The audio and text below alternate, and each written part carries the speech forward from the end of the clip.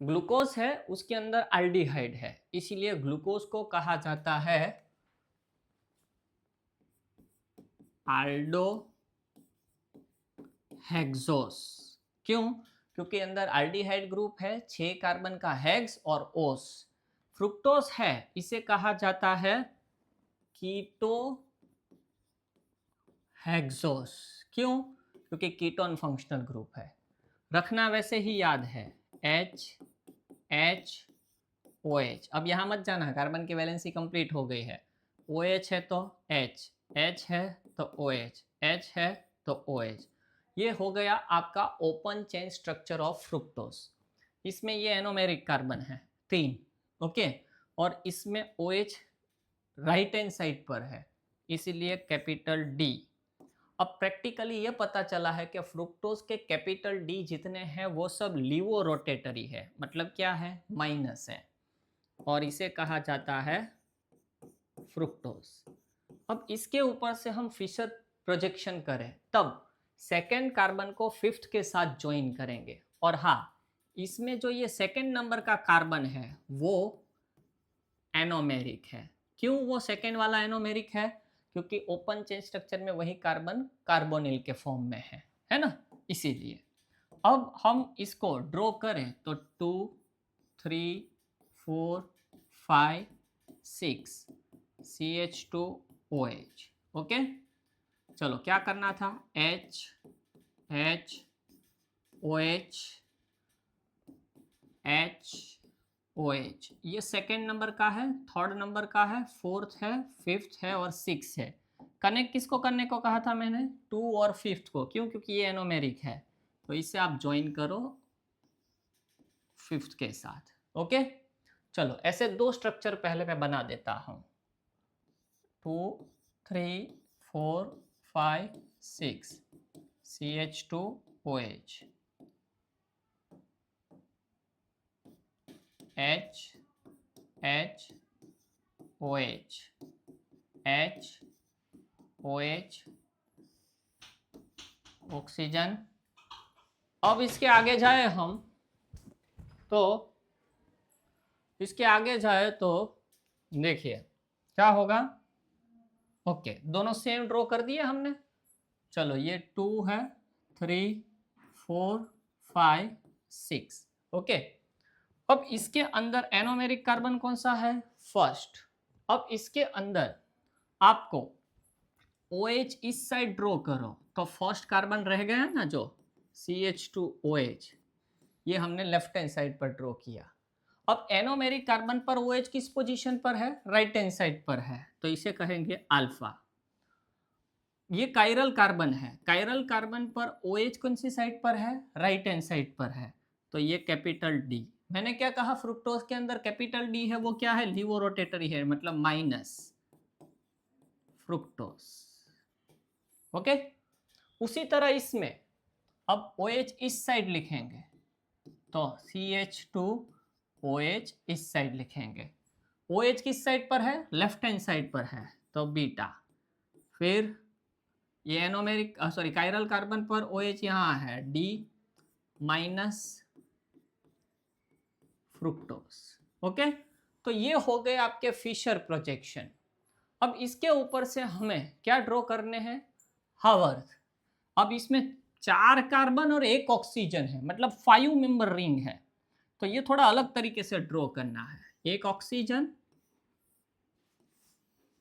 इस तरह, सपोज ये 1 2 3 4, सॉरी 1 2 3 4 क्यों कह दिया।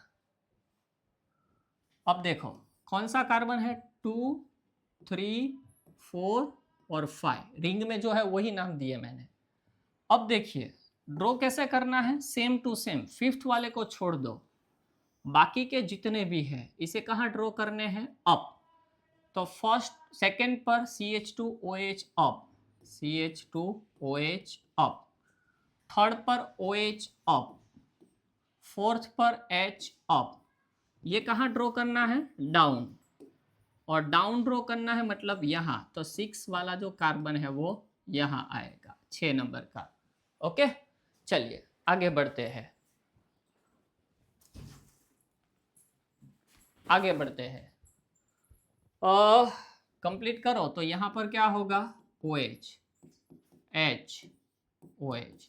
अब इसके अंदर नोट करो एक चीज, क्या सेकेंड नंबर का कार्बन एनोमेरिक था और ये रहा एनोमेरिक कार्बन, और एनोमेरिक कार्बन पर OH प्रेजेंट है, मतलब ये रिड्यूसिंग एजेंट है। तो फ्रुक्टोज भी रिड्यूसिंग एजेंट है, हालांकि ऑप्शन में वो हमें दिया नहीं है। हाँ बोलते नहीं है। चलो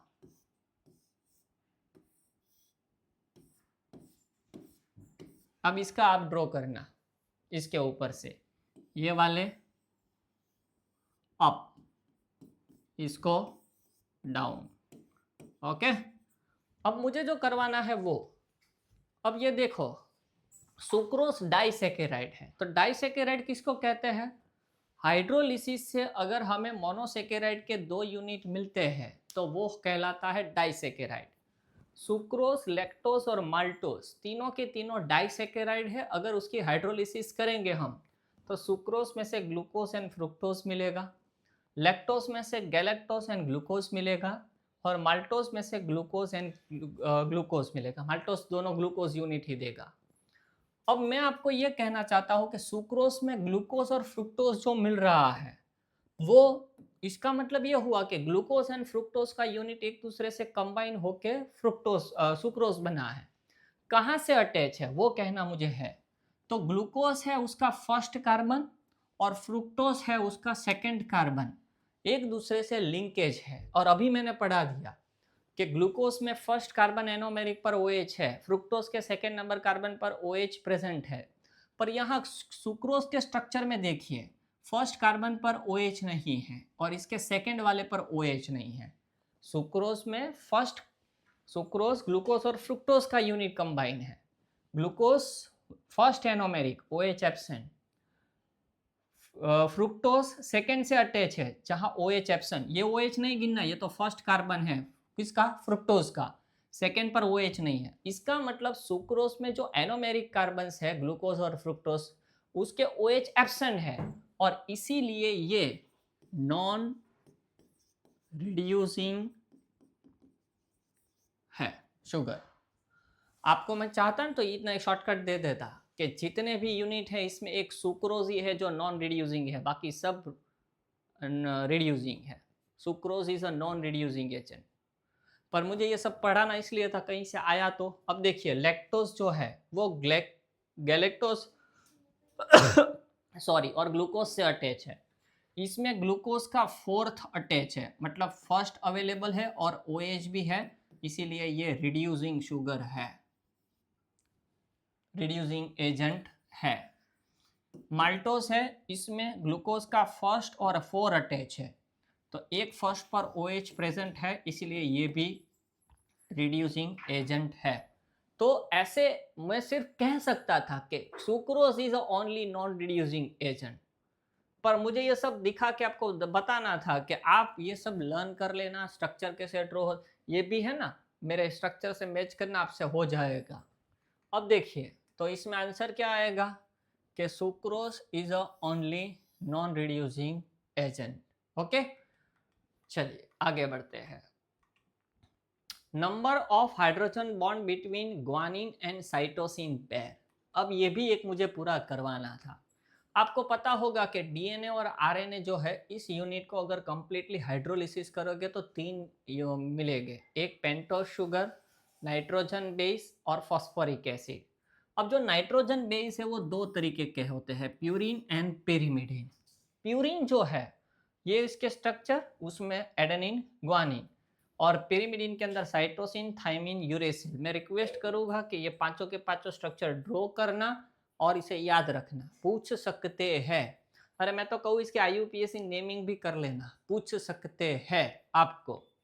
अब ये जब DNA के अंदर अटैच होता है तब एडेनिन थाइमिन के साथ 2 हाइड्रोजन बॉन्ड से अटैच है और साइटोसिन और ग्वानिन 3 हाइड्रोजन बॉन्ड से अटैच है। इसीलिए हमें यहाँ क्या पूछा था इन लोगों ने कि guanine and cytosine, guanine and cytosine, तो ग्वानिन एंड साइटोसिन जो है वो 3 हाइड्रोजन बॉन्ड से अटैच है। ओके, तो ऑप्शन क्या आएगा हमारा 3 हाइड्रोजन बॉन्ड। और अगर एडेनिन और थाइमिन पूछते तो 2 हाइड्रोजन बॉन्ड से। इसके अंदर एडेनिन थाइमिन के साथ 2 हाइड्रोजन बॉन्ड से अटैच है। अब देखो adenine, thymine, cytosine and guanine ये डीएनए के मॉलिक्यूल के अंदर है। अगर इसकी जगह आपको आरएनए होता, आरएनए, तो इसके अंदर एडेनिन, ग्वानिन, साइटोसिन और थाइमिन की जगह यूरेसिल होता है। ये जरा नोट करके रखना।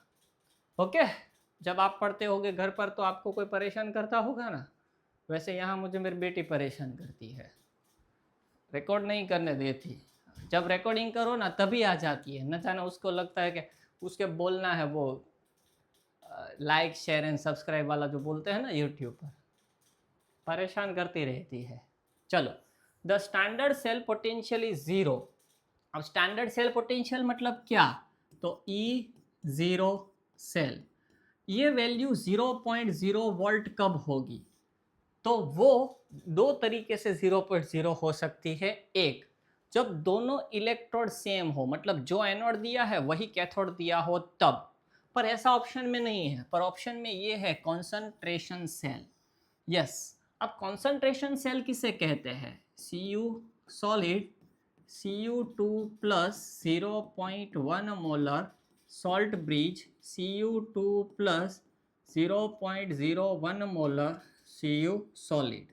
ये जो है वो कॉन्सेंट्रेशन सेल है कि जिसके अंदर इलेक्ट्रोड भी सेम है और इलेक्ट्रोलाइट सॉल्यूशन भी सेम है, सिर्फ डिफरेंस है इसकी कॉन्सेंट्रेशन में। इसे कहा जाता है कॉन्सेंट्रेशन सेल। तो कॉन्सेंट्रेशन सेल में दोनों इलेक्ट्रोड सेम है, इसीलिए आप जब E0 सेल निकालोगे, E0 cell is equal to E0 reduction right side minus E0 reduction left side, तो वो दोनों तो सेम है, तो वैल्यू क्या हो जाएगी इसकी 0.0 वोल्ट हो जाएगी।